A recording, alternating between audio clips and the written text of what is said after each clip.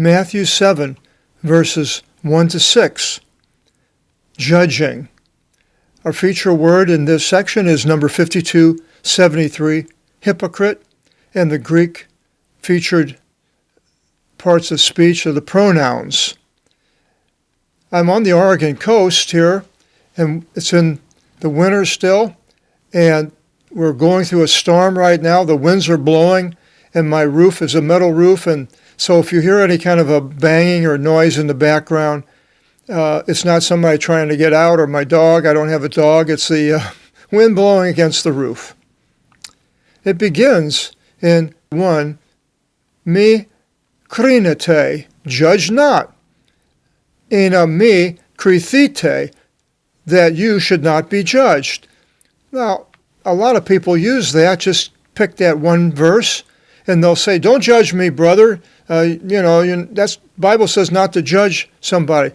Well, yeah, but it has conditions to it. We haven't seen the whole condition yet, what Jesus is saying. And he continues in verse 2, en ogar krimati kriniate, for by what judgment you judge, krithesis the, you will be judged.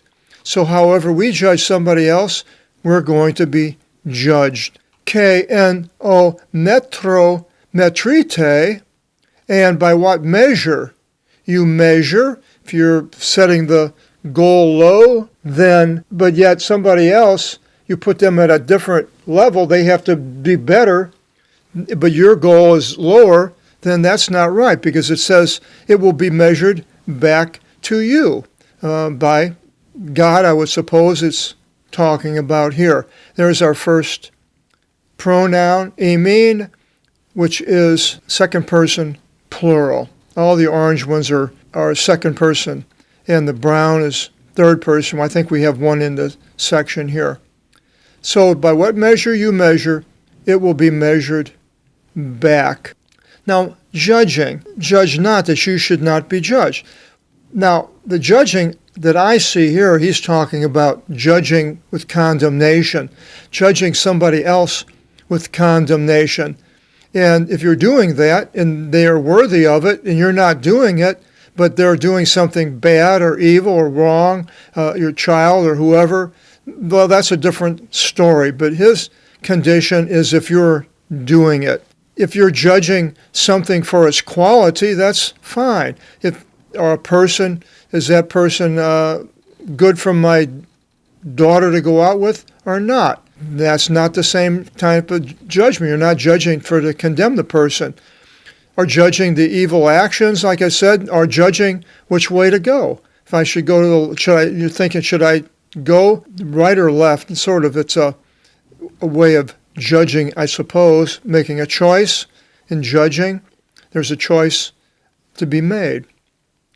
We see in Romans 2, 1-3 a little bit more about this, where it says, I'll just read the English. Therefore you are inexcusable, O man, every one judging, for in which way you judge the other, yourself you condemn, for you do the same things. There's the condition, doing the same thing. O one judging. Years ago, I judged somebody, and I was working at a hotel, and to another lady, condemning them for what they were doing, and she says, well, that's like the pot calling the kettle black. In the olden days, pots and kettles were all black cast iron. And what that saying means is that if the person is doing it and he's condemning somebody else, it's the pot calling the kettle black. So that is the condemnation that I found out that I was doing. Then it continues in verse 2, for we know that the judgment of God is according to truth upon the ones doing such things. But do you think this, O man? That is the one judging the ones doing such things, and yourself are doing them, that you will flee from the judgment of God?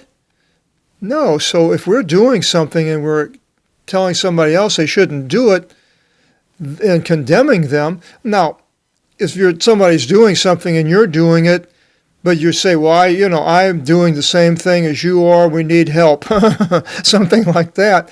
That's a different story, because you're not doing it with condemnation to the other person. And then in verse 3 it continues, Ti de vlepis to karphos into ophthalmo to adelphou su. And why do you see the speck in the eye of your brother? Ti de into so ophthalmo dokon u katanois. But the beam in your own eye, you contemplate not. So if you're trying to find something wrong with another person, but you have this worst condition, then not right. And there's our second pronoun, su, second person singular. Now this so, you would think that, well, that's another pronoun, personal pronoun. Well, it's a pronoun, but it's not a personal pronoun. It's called a reciprocal pronoun. It's got a different number, 4674. All the personal pronouns are 1473. And then in verse 4 it continues, Epos eris to adelphou su, or how shall you say to your brother, Aphis ekvalot to karpos apo to ophthalmo su?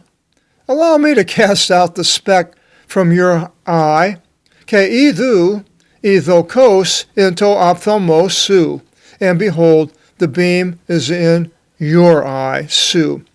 The brothers, we see in 14:10 of Romans 10-12, but you, why do you judge your brother?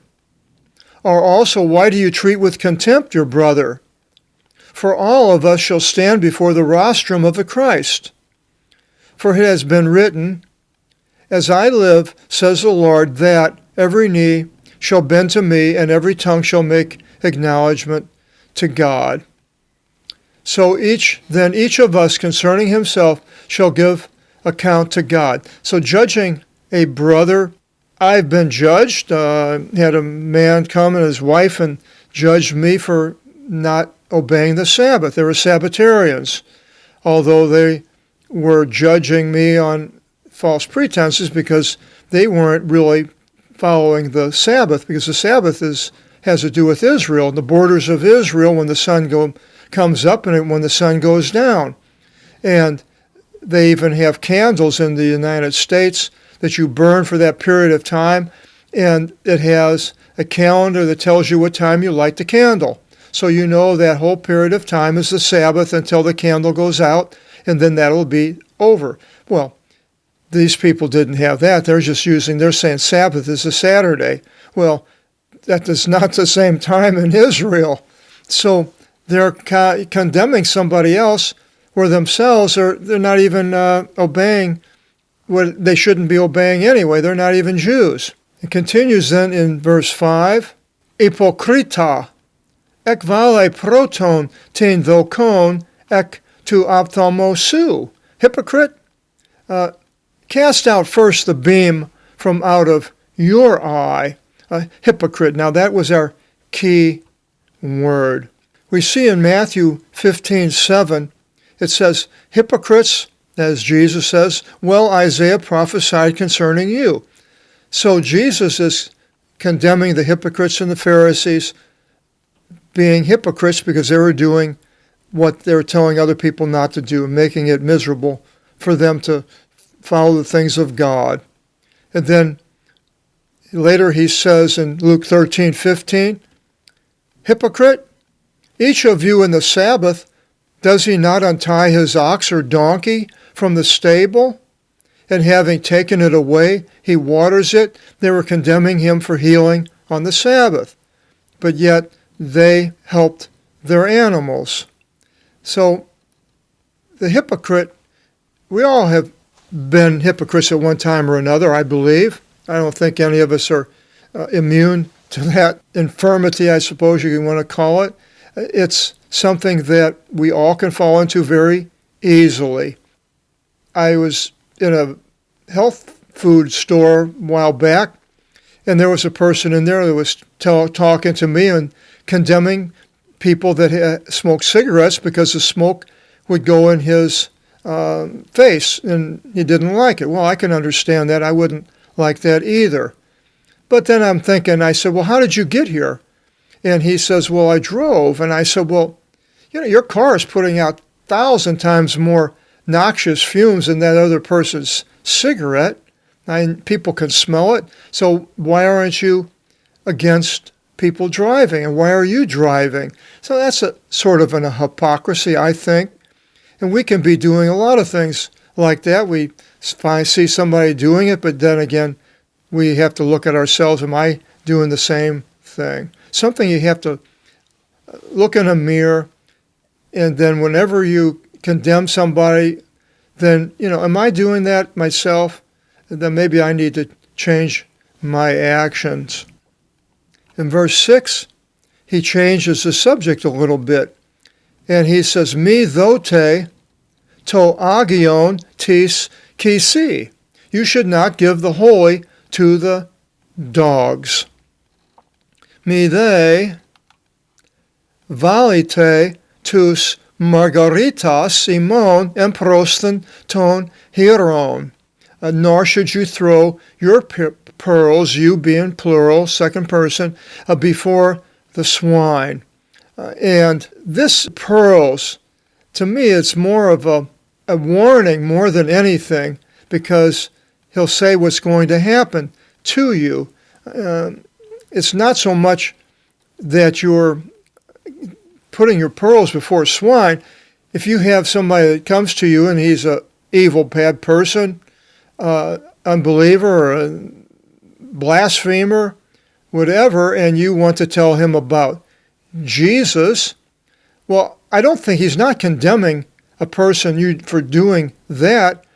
He's just giving you a warning, because he says, "Mipote katapatisosin avtus in tis posin avton," lest at any time they should trample them, that is the words, with their feet.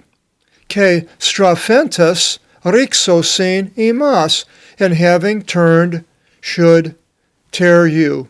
Now, when do you know if a person is a dog or a swine that you shouldn't throw your pearls before? Well, that's not easy. And I'm not sure Jesus is bringing that out as much as, well, if you do that, then, this person might come against you, and be prepared for that. I had a friend